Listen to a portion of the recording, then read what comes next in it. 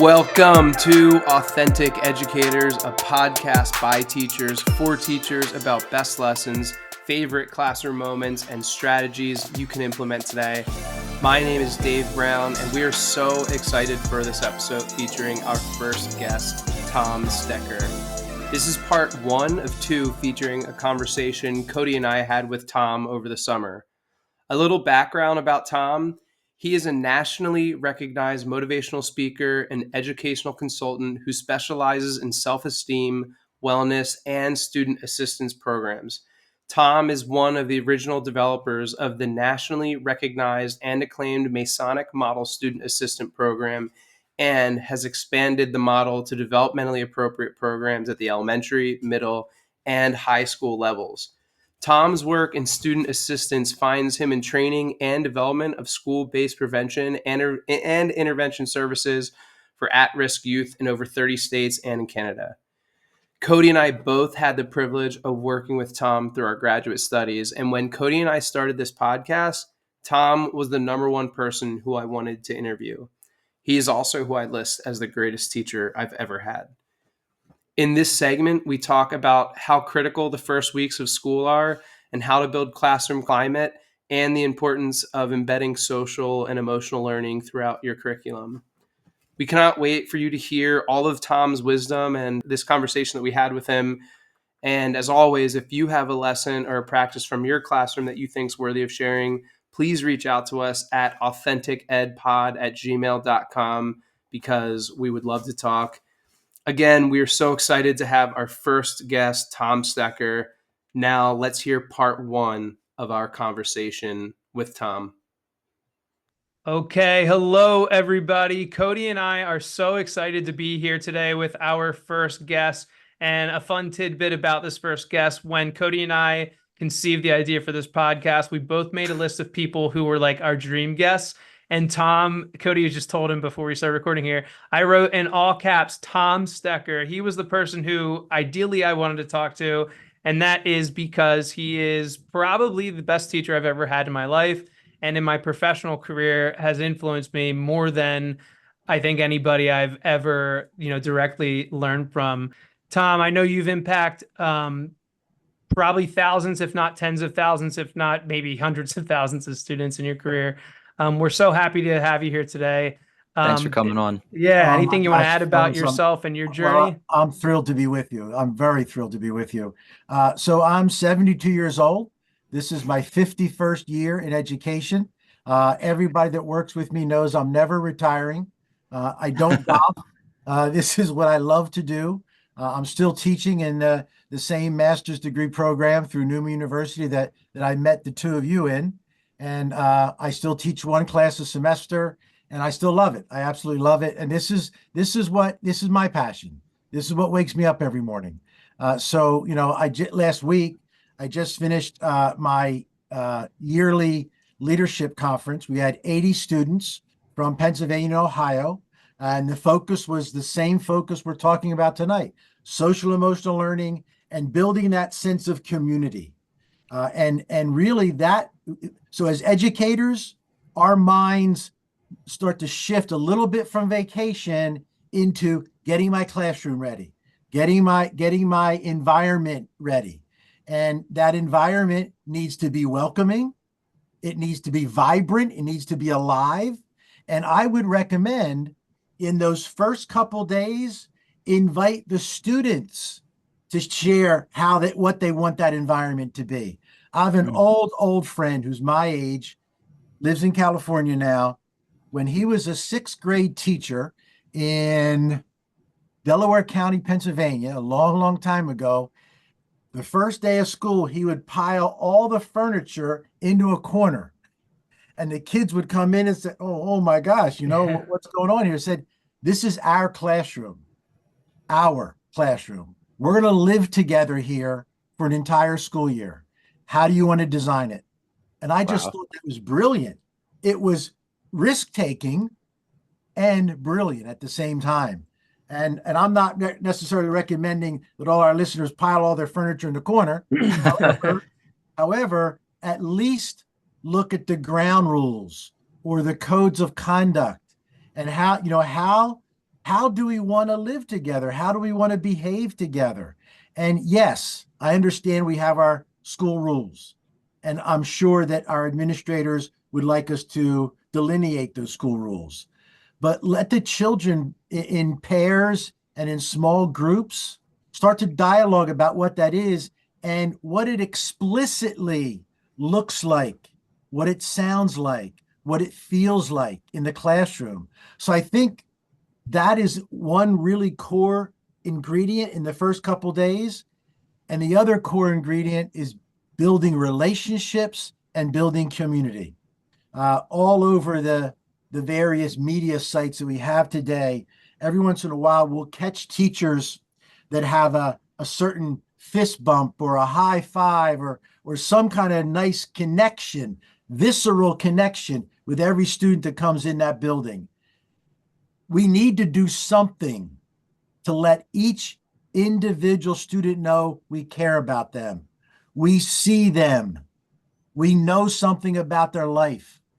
And that could begin in a classroom like a human scavenger hunt or a human treasure hunt to find out different things about people.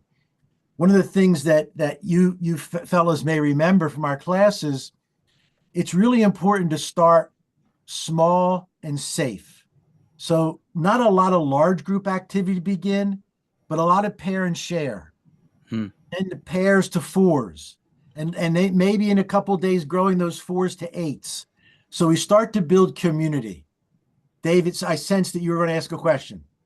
Well, oh my gosh, I could ask a million questions already because of how much everything you've just said is gold. And uh, backtracking, actually, I don't want to go so far away from where you just are at, but I, it's a basic question, and I think I know the answer, but I wanted to ask going backwards the question, which is just why. So why let the kids walk in the room and have desks over and aside, which may not work in a high school, but maybe you don't have a seating chart, and that could be a modification for a high school. Yep, yep, Elementary, I can yep. see what you're saying because it's the same kids all day.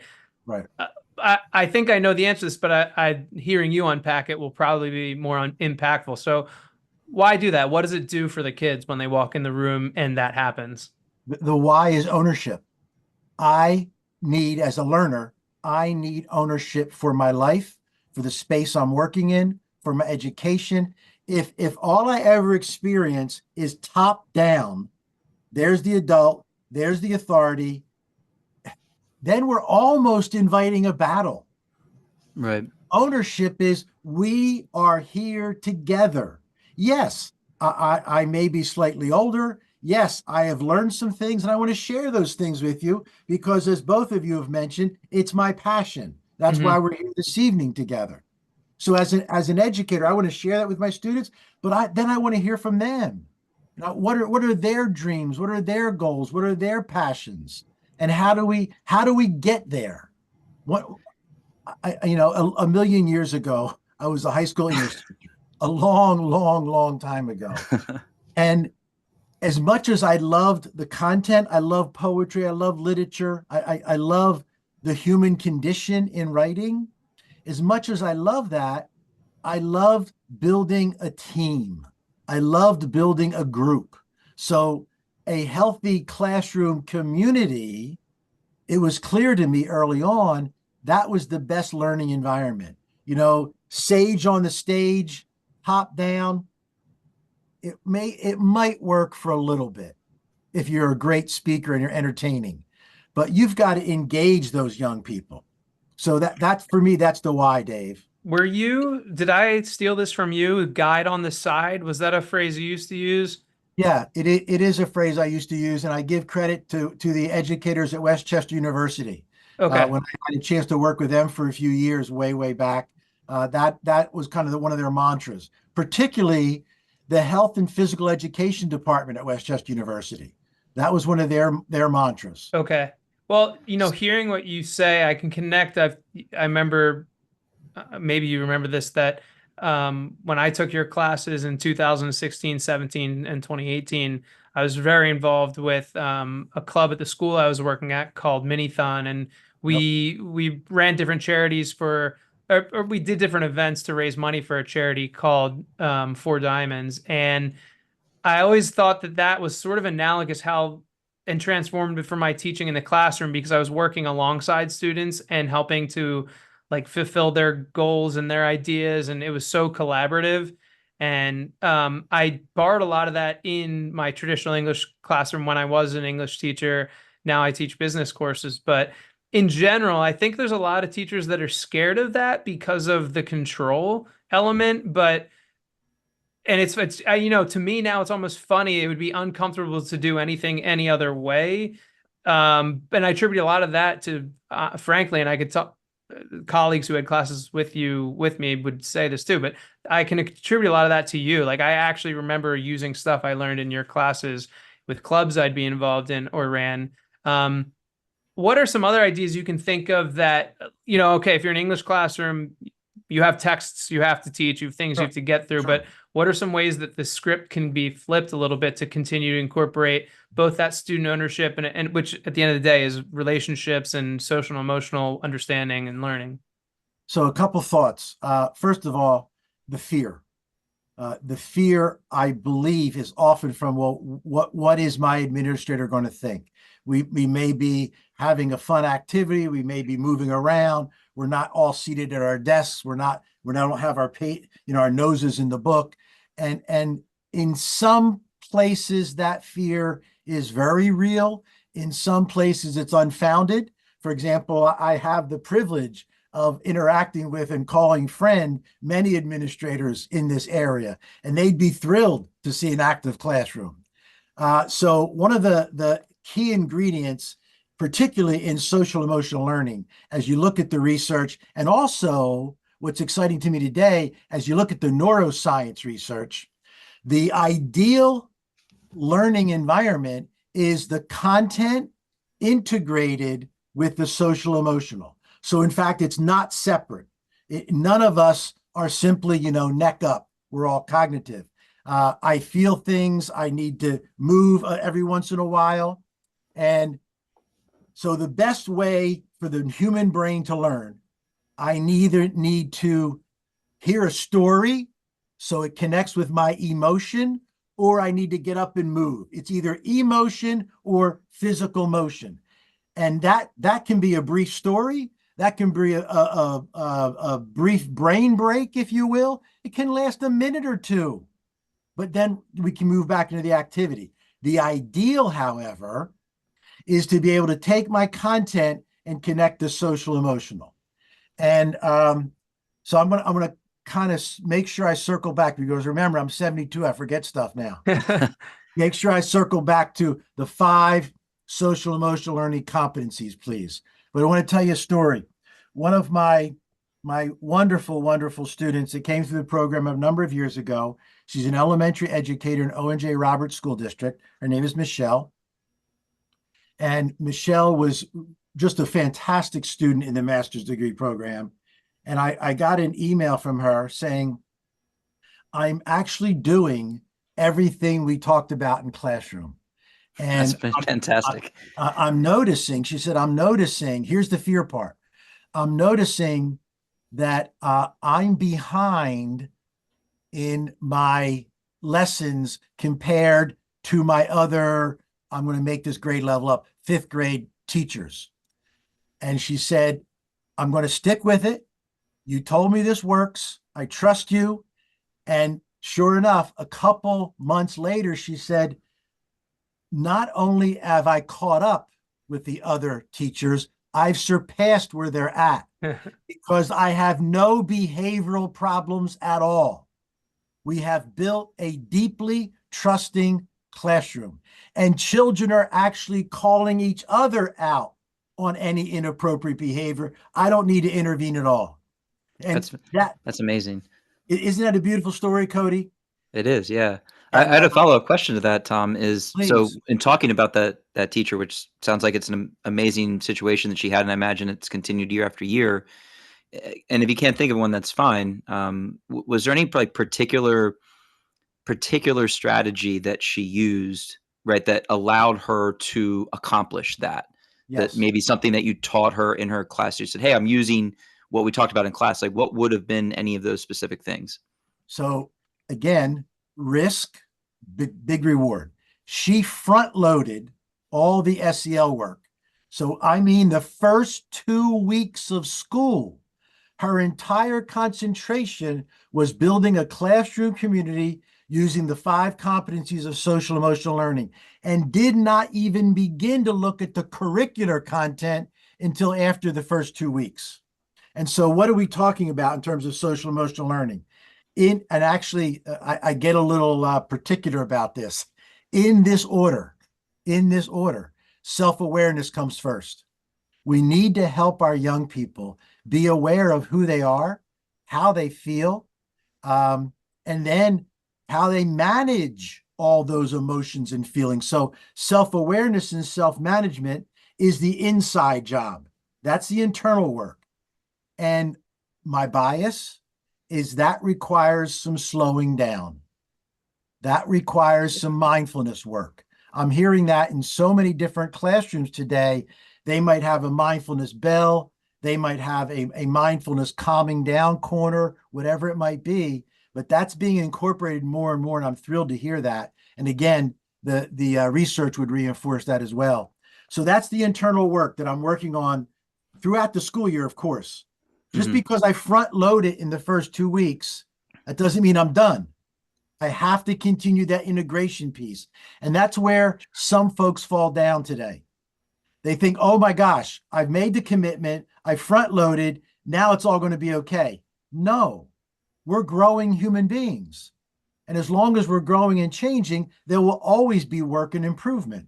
So after the first 2 competencies, self-awareness, self-management, then I move into external, outside of me, social awareness. And my friends, look at the nation today.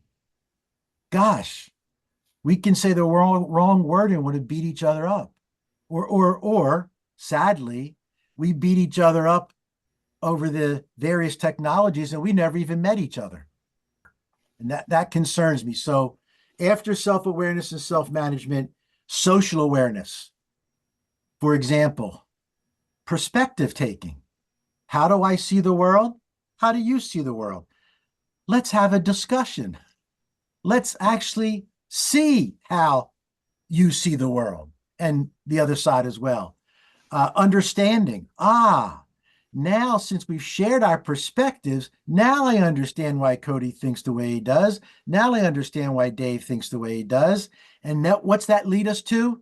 This beautiful human feeling called empathy.